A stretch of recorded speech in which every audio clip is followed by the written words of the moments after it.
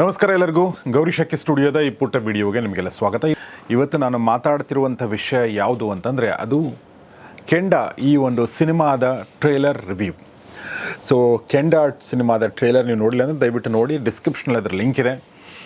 ಈ ಕೆಂಡ ಸಿನಿಮಾದ ಟ್ರೇಲರ್ ನೋಡ್ತಿರ್ಬೇಕಾದ್ರೆ ನಮಗೆ ನೆನಪಿಗೆ ಬರೋದೇನೆಂದರೆ ಇದೇ ತಂಡದ ಮೊದಲನೇ ಸಿನಿಮಾ ಗಂಟು ಮೂಟೆ ಒಂದು ಭಾಳ ಬ್ಯೂಟಿಫುಲ್ ಆಗಿರುವಂಥ ಒಂದು ಭಾಳ ಅರ್ಥಪೂರ್ಣವಾದ ಸಿನಿಮಾನ ಈ ತಂಡ ಕೊಟ್ಟಿತ್ತು. ರೂಪಾರಾವ್ ಅದರ ನಿರ್ದೇಶನ ಮಾಡಿದರು. ಒಂದು ಹದಿಹರೆಯದ ತಲ್ಲಣಗಳನ್ನ ಇಟ್ಕೊಂಡು ಹೈಸ್ಕೂಲ್ ಹುಡುಗ ಮತ್ತು ಹುಡುಗಿ ಮಧ್ಯೆ ಇರುವಂಥ ಒಂದು ಪ್ರೇಮ ಕಥೆಯನ್ನು ಇಟ್ಕೊಂಡು, ಯೂಶ್ವಲಿ ಟ್ಯಾಬು ಅಂತ ನಾವು ಕರಿತೀವಿ, ಯೂಶ್ವಲಿ ನಾವು ಅದನ್ನು ಮಾತಾಡೋಕ್ಕೆ ಹೋಗಲ್ಲ. ಸೊ ಅಂಥ ಸಬ್ಜೆಕ್ಟನ್ನು ಇಟ್ಕೊಂಡು ಮಾಡಿರುವಂಥ ಒಂದು ಕಥೆನ ತುಂಬ ಚೆನ್ನಾಗಿ ಅವರು ಮಾಡಿದರು. ಈಗ ಅದೇ ತಂಡ ಇನ್ನೊಂದು ಸಿನಿಮಾನ ಹೊತ್ಕೊಂಡು ಬಂದಿದೆ, ಅದರ ಹೆಸರೇ ಕೆಂಡ. ಸೊ ಈ ಕೆಂಡ ನಿಜವಾಗ್ಲೂ ತುಂಬ ಕೆಂಡದಷ್ಟೇ ಬಿಸಿಯಾಗಿದೆ ಅಂತ ನನಗೆ ಟ್ರೈಲರ್ ಮೂಲಕ ಗೊತ್ತಾಗ್ತಾ ಇದೆ. ಆದರೆ ಸೆರಗಿನಲ್ಲಿರೋ ಕೆಂಡ ಅನ್ನೋ ಹಾಗೆ ಸೆರಗನ್ನು ಇದ್ರ ಮುಂದೆ ಮುಚ್ಚಲಾಗಿದೆ. ಅಂದರೆ ಓಪನ್ ಆಗಿ ಏನೂ ಅದರಲ್ಲಿ ಬಿಟ್ಟುಕೊಟ್ಟಿಲ್ಲ, ಆದರೆ ಅದ್ರ ಒಳಗಡೆ ನಿಗಿ ಅಂತಿರೋ ಕೆಂಡ ಇದೆ ಅನ್ನೋದು ಗೊತ್ತಾಗುತ್ತೆ. ಹಾಗಾದರೆ ಏನಿದೆ ಈ ಒಂದು ಟ್ರೇಲರಲ್ಲಿ, ಬನ್ನಿ ನೋಡೋಣ. ಸ್ನೇಹಿತರೆ, ಯೂಶ್ವಲಿ ಸಿನಿಮಾದ ಟ್ರೇಲರ್ ರಿವ್ಯೂ ಮಾಡಬೇಕಾದ್ರೆ ಅದರ ಕಥೆ ಏನಿರಬಹುದು, ಅದರ ಏನು ಮೆಸೇಜ್ ಇರಬಹುದು, ಹೇಗಿರ್ಬೋದು ಸಿನಿಮಾ ಅನ್ನೋದರ ಒಂದು ಹೊಳಹು ಸಿಗುತ್ತೆ. ಅದನ್ನೇ ನಾವು ಮಾತಾಡ್ತೀವಿ ಕೂಡ. ಈ ಸಿನಿಮಾದಲ್ಲಿ ನಾನು ಹೇಳಿದ ಹಾಗೆ ಅದನ್ನು ತುಂಬ ಕವರ್ ಮಾಡಲಾಗಿದೆ. ಆದರೂ ಕೂಡ ನಮಗೆ ಖಂಡಿತ ಗೊತ್ತಾಗುತ್ತೆ ಯಾವ ಥರ ಸಿನಿಮಾ ಇದು ಆಗಬಹುದು ಅಂಥೇಳಿ.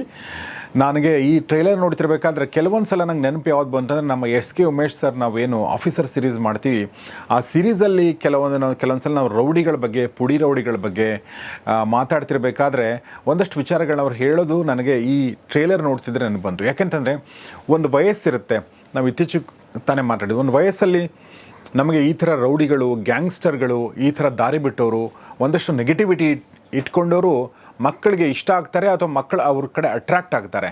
ಅದು ತಪ್ಪು, ಅದು ಸರಿಯಲ್ಲ ಅಂತ ಭಾಳಷ್ಟು ಜನರಿಗೆ ಗೊತ್ತಾಗಿ ಆ ದಾರಿಯಿಂದ ಹೊರಗಡೆ ಬಂದು ಮತ್ತೆ ಮೇನ್ ಸ್ಟ್ರೀಮಿಗೆ ಬಂದುಬಿಡ್ತಾರೆ. ಆದರೆ ಗೈಡೆನ್ಸ್ ಇಲ್ಲದೆ ಇರುವಂಥ, ತಂದೆ ತಾಯಿಗಳ ಮಾರ್ಗದರ್ಶನ ಇಲ್ಲದೆ ಇರುವಂಥ, ಅಥವಾ ಮೇಷ್ಟ್ರ ಮಾರ್ಗದರ್ಶನ ಇಲ್ದಿರುವಂಥ, ಅಥವಾ ಬಡತನ ಇರುವಂಥ, ಅಜ್ಞಾನ ತುಂಬಿರುವಂಥ ಒಂದಷ್ಟು ಕುಟುಂಬಗಳಿಂದ ಕೆಲವೊಂದು ಮಕ್ಕಳು ಈ ಥರದ ಪಾಪಕೂಪಕ್ಕೆ ಹೋಗಿಬಿಡ್ತಾರೆ. ಅದ್ರ ಬಗ್ಗೆ ನಾವು ಮಾತಾಡಿದ್ದೀವಿ. ಆದರೆ ಇಲ್ಲಿ ಅದೇ ಥರದ ಒಂದು ಹೊಳಹು ನನಗೆ ಕಾಣಿಸ್ತು. ಅಂದರೆ ಒಂದು ಅಡಲಸೆಂಟ್ ದಾಟಿ ಒಂದು ಸ್ವಲ್ಪ ಓಕೆ ಮೀಸೆ ಬಂದಿದೆ, ಗಡ್ಡ ಬಂದಿದೆ, ಅಡಲ್ಟ್ ಅಂತ ನನಗಂತಾರೆ ಅಂತ ಹೊರಗಡೆ ಬರುವಂಥ ಹುಡುಗನ ಮನಸ್ಸೊಳಗಡೆ ಅವನು ಅಡಲ್ಟ್ ಆಗಿರಲ್ಲ. ಆ್ಯಕ್ಚುಲಿ ಅವನಿನ್ನೂ ಚಿಕ್ಕ ಮಗು ಥರನೇ ಇರ್ತಾನೆ. ಅವನಿಗೆ ಯಾರು ಬೇಕಾದರೂ ಮೋಸ ಮಾಡ್ಬೋದು. ಅಂಥ ಒಂದು ವಯಸ್ಸಿನಲ್ಲಿ ಈ ಥರ ಹೊರಗಡೆ ಬೀದಿನಲ್ಲಿ ಬಂದಾಗ, ಹಿಂದೆ ಮುಂದೆ ಯಾರು ಇಲ್ಲದೆ ಇದ್ದಾಗ ಸಮಾಜ ಅಥವಾ ಸಮಾಜದ ಕೆಲವು ವ್ಯಕ್ತಿಗಳು ಈ ವ್ಯಕ್ತಿಗಳನ್ನ ಅಂದರೆ ಈ ಯುವಕರನ್ನ ಹೇಗೆ ದುರ್ಬಳಕೆ ಮಾಡ್ಕೊಳ್ತಾರೆ ಅನ್ನೋ ಒಂದು ಸಣ್ಣ ಒಂದು ಸುಳಿವು ಈ ಟ್ರೇಲರಲ್ಲಿ ಕಾಣಿಸ್ತಾ ಇದೆ. ಇದರಲ್ಲಿ ನನ್ನ ಪ್ರಕಾರ ಒಂದು ಸಂಘರ್ಷ ಇದೆ, ಒಂದು ಹೋರಾಟದ ಕಾಣಿಸ್ತಾ ಇದೆ, ಪಾಲಿಟಿಕ್ಸ್ ಇದೆ, ಮತ್ತು ಅಂಡರ್ವರ್ಲ್ಡ್ ಇದೆ, ಮತ್ತು ಪೊಲೀಸಿಂಗ್ ಸಿಸ್ಟಮ್ ಇದೆ. ಸೊ ಇದೆಲ್ಲವೂ ಕೂಡ ಸೇರಿಕೊಂಡು ಒಂದು ಥ್ರಿಲ್ಲರ್ ಜಾನ್ರ್ ಥರದ ಸಿನಿಮಾ ಅಂತ ನನಗೆ ಅನಿಸ್ತಾ ಇದೆ. ಬಟ್ ಅವ್ರು ಯಾವ ಥರ ಅದನ್ನು ಸ್ಕ್ರೀನ್ ಪ್ಲೇ ಮಾಡ್ಕೊಂಡಿದ್ದಾರೆ ಅದು ಗೊತ್ತಿಲ್ಲ, ಅದು ಸಿನಿಮಾ ನೋಡಿದ ಮೇಲೆ ಗೊತ್ತಾಗುತ್ತೆ. ಆದರೆ ಟ್ರೇಲರ್ ಮಾತ್ರ ಅದೇ ಥರದ ಒಂದು ಸುಳಿವನ್ನು ಬಿಟ್ಕೊಡುತ್ತೆ.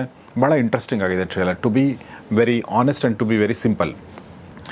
ಅದ್ರ ಜೊತೆಗೆ ನನಗೆ ಗಮನ ಸೆಳೆದದ್ದು ಏನಂದರೆ, ಮೊದಲನೇದಾಗಿ ಇದರಲ್ಲಿ ಜಯಂತ್ ಕಾಯ್ಕಿಣಿಯವರೊಂದು ಹಾಡು ಬರೆದಿದ್ದಾರೆ. ಆ ಹಾಡನ್ನು ಕೂಡ ನೀವು ನೋಡ್ಬೋದು. ಮತ್ತು ಜಯಂತ್ ಕಾಯ್ಕಿಣಿಯವರ ಮಗ ರಿತ್ವಿಕ್ ಕಾಯ್ಕಿಣಿ ಮೊದಲನೇ ಬಾರಿಗೆ ನನಗನ್ಸುತ್ತೆ ಅವರು ಸಿನಿಮಾಗೆ ಒಂದು ಮ್ಯೂಸಿಕ್ ಕೊಟ್ಟಿದ್ದಾರೆ. ಅಂದರೆ ಈ ಸಂಗೀತ ಸಂಯೋಜನೆ ಮಾಡಿದ್ದು ಈ ಸಿನಿಮಾಗೆ, ಕೆಂಡ ಸಿನಿಮಾಗೆ ರಿತ್ವಿಕ್ ಕಾಯ್ಕಿಣಿ. ಆ ಹಾಡನ್ನು ಕೇಳ್ತಾ ಇದ್ದರೆ ಬೇರೆ ಥರದ ಒಂದು ಸೌಂಡಿಂಗ್ ಅಂತ ಅನಿಸುತ್ತೆ. ಅದನ್ನು ಎಕ್ಸ್ಪರ್ಟ್ಗಳು ಅದ್ರ ಬಗ್ಗೆ ಮಾತಾಡಲಿ. ಸೊ ಹೀಗೆ ಒಂದು ಹೊಸತನ ಅಂತೂ ಇದೆ. ಅದ್ರ ಜೊತೆಗೆ ಇನ್ನೊಂದು ಹೊಸತನ ನಂಗೆ ಕಾಣಿಸಿದ್ದೇನೆ ಅಂತಂದರೆ, ಗೋಪಾಲಕೃಷ್ಣ ದೇಶಪಾಂಡೆ ಅವರ ಒಂದು ಮುಖವನ್ನು ಹೊರತುಪಡಿಸಿದರೆ ಯಾವ ಮುಖಗಳು ಕೂಡ ಪರಿಚಿತ ಅನ್ನಿಸಲಿಲ್ಲ. ರಾಮ್ ಮಂಜುನಾಥ್ ಒಬ್ಬರು ಕಾಣಿಸ್ತಾರೆ. ಅದು ಬಿಟ್ಟರೆ ಎಲ್ಲವೂ ಕೂಡ ಹೊಸ ಮುಖಗಳೇ ಅಂತ ಅನಿಸುತ್ತೆ. ಎಲ್ಲ ರಂಗಭೂಮಿ ಪ್ರತಿಭೆಗಳು ಅಂತ ನನಗೆ ಗೊತ್ತಾಯಿತು. ಅದರಲ್ಲಿ ಕೆಲವೊಂದು ಮುಖಗಳು ನೋಡಿದರೆ ತುಂಬ ಪ್ರಾಮಿಸಿಂಗ್ ಆ್ಯಕ್ಟರ್ಗಳಾಗ್ತಾರೆ ಇವರು ಅನ್ನುವಂಥದ್ದು ಕಾಣುತ್ತೆ. ಯಾಕೆಂದರೆ ಅವರೆಲ್ಲೂ ಕೂಡ ಆ್ಯಕ್ಟಿಂಗ್ ಮಾಡೋಕ್ಕೆ ಟ್ರೈ ಮಾಡಿಲ್ಲ. ಸೊ ತುಂಬ ಸಹಜವಾಗಿ ಅವ್ರು ಕಾಣಿಸ್ಕೊಂಡಿದ್ದಾರೆ. ಸೊ ಬಹುಶಃ ನಿರ್ದೇಶನ ಕೂಡ ಅದು ಅಷ್ಟೇ ಚೆನ್ನಾಗಿದೆ ಅಂತ ಅನಿಸುತ್ತೆ. ಸೊ ನಮಗೆ ಈ ರೌಡಿಸಮ್ ಸಿನಿಮಾಗಳು ಬಂದಾಗ ಏನಾಗುತ್ತೆ ಅಂತಂದರೆ, ಆ ರೌಡಿಸಮ್ ಯಾವ ಒಂದು ಬ್ಯಾಕ್ಗ್ರೌಂಡಿಂದ ಬಂದ, ಏನು ಅಸಹಾಯಕತೆಯಿಂದ ಬಂದ, ಅವನ ಅಸಹಾಯಕನಾಗಿ ಬಂದು ರೌಡಿಸಮ್ ಪಾಪಕೋಪಕ್ಕೆ ಸಿಕ್ಕಾಕೊಂಡ್ಬಿಡ್ತಾನೆ, ಅದರಿಂದ ಹೊರಗಡೆ ಬರೋಕ್ಕಾಗಲ್ಲ ಅನ್ನೋದನ್ನೇ ನಾವು ಜಾಸ್ತಿ ತೋರಿಸ್ತೀವಿ. ಸಿಂಪತಿ ಅಂದರೆ ಸಿಂಪಥೆಟಿಕ್ ಆಗಿ ತೋರಿಸ್ತೀವಿ ಅವ್ರನ್ನ. ಅದು ಎಲ್ಲೋ ಒಂದು ಹಂತಕ್ಕೆ 100% ನಿಜ ಇರ್ಬೋದು, ಬಟ್ 99% ಅದು ನಿಜ ಇರೋಕ್ಕೆ ಸಾಧ್ಯನೇ ಇಲ್ಲ. ಸೊ ಬರೋರೆಲ್ಲ ಸ್ವಾರ್ಥದಿಂದ ಬರೋರು, ದುರಾಸೆಯಿಂದ ಬರೋರು, ಈಸಿ ಮನೆಗೋಸ್ಕರ ಬರೋರು, ದಾರಿ ತಪ್ಪಿ ಬರೋರು ತುಂಬ ಜನ ಇರ್ತಾರೆ. ಸೊ ಇಂಥ ದಾರಿ ತಪ್ಪಿ ಬರುವಂಥವ್ರನ್ನ ಸಮಾಜ ಹೇಗೆ ನಡೆಸ್ಕೊಳ್ಳುತ್ತೆ, ಯಾವ ಥರ ಟ್ರೀಟ್ ಮಾಡುತ್ತೆ ಅನ್ನೋದನ್ನು ಈ ಸಿನಿಮಾದಲ್ಲಿ ಪ್ರಾಯಶಃ ಕೆಂಡ ಸಿನಿಮಾದಲ್ಲಿ ತೋರಿಸಲಾಗಿದೆ ಅಂತ ಅನಿಸುತ್ತೆ. ಸೊ ಯೌವನ ಅನ್ನೋದು ನಿಜವಾಗ್ಲೂ ಕೆಂಡ ಇದ್ದ ಹಾಗೆ. ಆ ಒಂದು ವಯಸ್ಸಿದೆಯಲ್ಲ, 14-15ರಿಂದ ಶುರುವಾಗಿ 21, 22, 23, 24 ಈ ಏಜಲ್ಲಿ ಸರಿಯಾದ ಮಾರ್ಗದರ್ಶನ ಸಿಗದೇ ಇದ್ದರೆ ದಾರಿ ತಪ್ಪುವಂಥ ಸಾಧ್ಯತೆಗಳು ತುಂಬ ಜಾಸ್ತಿ ಇರುತ್ತೆ. ಅದು ಬಡತನದಲ್ಲಿದ್ದಾಗ ಇನ್ನೂ ಜಾಸ್ತಿ, ತಂದೆ ತಾಯಿಗಳು ಕೂಡ ಬ್ಯುಸಿ ಇದ್ದು ಅವರು ದುಡಿಯುವಂಥ ಧಾವಂತದಲ್ಲಿದ್ದಾಗ ಇನ್ನೂ ಜಾಸ್ತಿ ಅಂತ ಅನಿಸುತ್ತೆ. ಸೊ ಅದನ್ನೆಲ್ಲ ಇಟ್ಕೊಂಡು ರೂಪಾರಾವ್ ಮತ್ತು ಸಹದೇವ್ ಕಳವಾಡಿಯವರು ಈ ಸಿನಿಮಾ ನಿರ್ಮಾಣ ಮಾಡಿದ್ದಾರೆ. ರೂಪಾರಾವ್ ಅವರ ಗಂಟು ಮೂಟೆ ಸಿನಿಮಾಗೆ ಸಿನಿಮಾಟೋಗ್ರಫಿ ಕೆಲಸ ಮಾಡೋದಂಥ ಸಹದೇವ್ ಅವರು ಈ ಸಿನಿಮಾದ ನಿರ್ದೇಶನ ಮಾಡಿದ್ದಾರೆ. ಇವರಿಬ್ಬರು ಬೇರೆ ದೇಶದಲ್ಲಿ ಇದ್ಕೊಂಡು ಸಿನಿಮಾನ ಸಾಕಷ್ಟು ಅಧ್ಯಯನ ಮಾಡಿ ತುಂಬ ಮೀನಿಂಗ್ಫುಲ್ ಸಿನಿಮಾಗಳನ್ನ ನೋಡಿಕೊಂಡು ಕನ್ನಡಕ್ಕೆ ಒಂದು ಒಳ್ಳೆ ಸಿನಿಮಾ ಕೊಡಬೇಕು ಅನ್ನೋ ಉದ್ದೇಶದಿಂದ ಬಂದಿದ್ದಾರೆ ಅಂತ ಮೇಲ್ನೋಟಕ್ಕೆ ಅನಿಸುತ್ತೆ.